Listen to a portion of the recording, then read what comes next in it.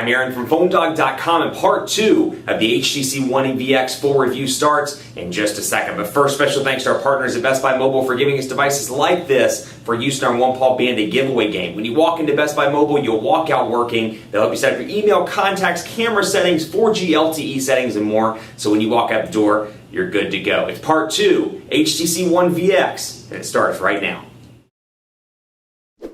It's part 2 of a video review of the HTC One VX, and despite the fact that the One series is kind of saturated in comparison to what we thought it was going to be earlier in the year when they announced these devices at Mobile World Congress, the One VX fits pretty nicely into AT&T's lineup. It's a $50 device with a 2-year agreement that packs some specs like a 1.2 gigahertz dual-core Snapdragon S4 CPU, a 4.5-inch QHD display, which might I add is a great size for a lot of people that are perhaps new to smartphones or just don't want a big device in their pockets. 5-megapixel camera with 1080p HD video recording, a 1,810 milliamp hour non-removable battery, despite the fact that the actual cover comes off. It's a non-removable battery by the user. And then you got, of course, a front-facing camera and Android 4.0 with HTC Sense version 4 and 4G LTE connectivity on AT&T. So it's got the specs for $50. It's a great mid-range to almost low high-end device. Whenever a phone has a dual-core processor, I feel kind of guilty calling it a mid-range device, but in today's market, this is a mid-range device, despite having great build quality and more. It's a nice option on AT&T for $50, but let's jump right in to the camera. You've got a 5-megapixel camera here, and if you've worked at all with the One X Plus, the Droid DNA, or any of the original One series devices, you're familiar with ImageSense, which is HTC's image chip. It's in the devices and enables some great features. One of my favorites being burst mode, where I can quickly take some shots. Actually, I'm going to turn the sound on so you can hear this. I had some people calling the demo unit the other day, so I turned it off. You can see here, it auto zooms in.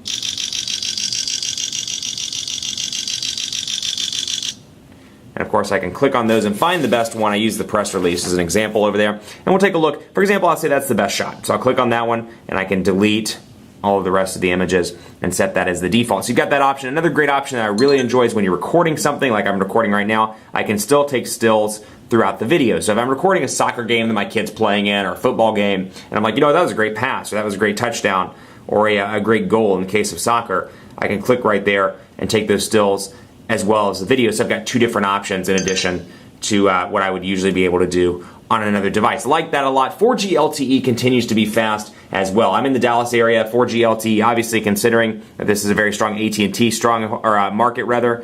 Speed test, we'll load it up right now and take a look. Dallas continues to do good with AT&T 4G LTE, and I will come in here and actually agree to the agreement this time. Change it to megabits per second, and let's see if we can get locked on. Looks like it's still locating us. We'll go ahead and do it on this server just to test it out.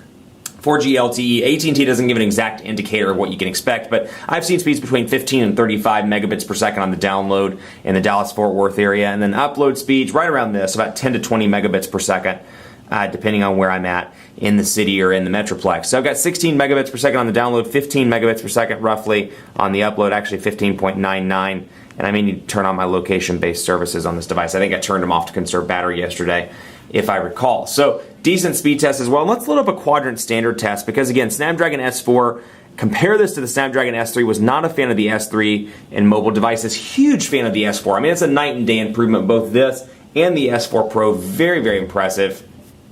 And here we go. It's loading up right now. Call quality continues to be good on this. I made some test calls last night when I was driving home. Very impressed. Everybody said I sounded clear, and I find the speakerphone to be adequate as well. So HTC's always kind of done a decent job with that. They continue to do that with the One VX. And again, keeping in mind the price point of this device, I think there's a lot to like in call quality, in 4G LTE connectivity, and in features. It's a great bang for the buck all around. And even though it has a lower clocked processor, it's probably going to do, actually I'll spoil it for you, it will continue to do well on Quadrant Standard because I've actually ran some Quadrant Standard tests already on this device. So here we go, we're loading into it in the final animation here.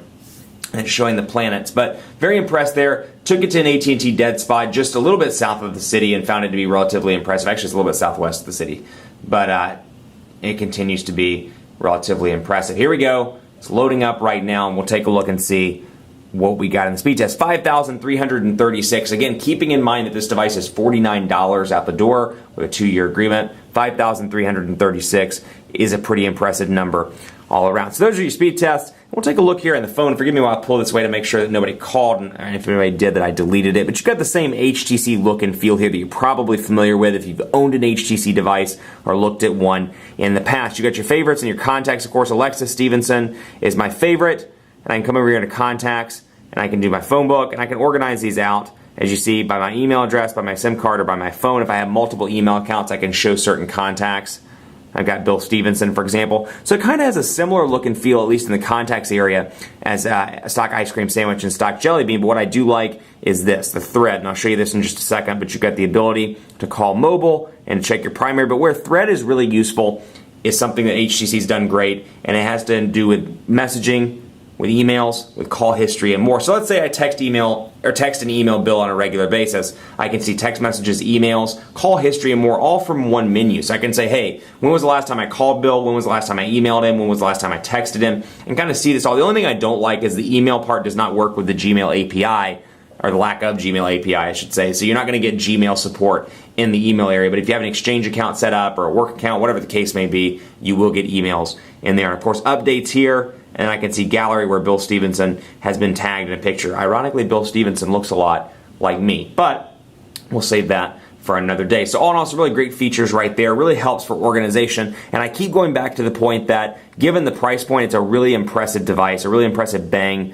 for the buck all around. And of course, you got your shortcuts up here, frequent downloads in the menu where I can see all my downloaded applications. I can go into menu and sort stuff. Then I've got my Play Store and search shortcuts up top, with the Play Store giving me access to apps, music, books, magazines, movies, and TV, and more. So all in all, really impressive mid-range device all around on AT&T for $49. Keep it locked on PhoneDog.com for continuing coverage of the HTC One VX. It gets my seal of approval. I think for $50, this is an awesome option on AT&T. But that said, it's going to go toe-to-toe against devices on AT&T like the Lumia 820, kind of devices that are similarly priced between $50 and $100. And depending on what this drops to in a couple of weeks or a couple months, it may have even more competition on AT&T, or maybe more competitive as the price continues to drop. Right now, though, great device. Really impressed with it. Specs are good considering what you're paying, and all around, I'd recommend it on the nation's second largest wireless carrier. Keep it locked on PhoneDog.com for continuing coverage of the One VX, dogfights, and more. Follow me on Twitter if you'd like. Aaron C. Baker is my handle. Follow PhoneDog Taylor as well at PhoneDog_Taylor. And then me on Facebook, Facebook.com/Hi Aaron Baker.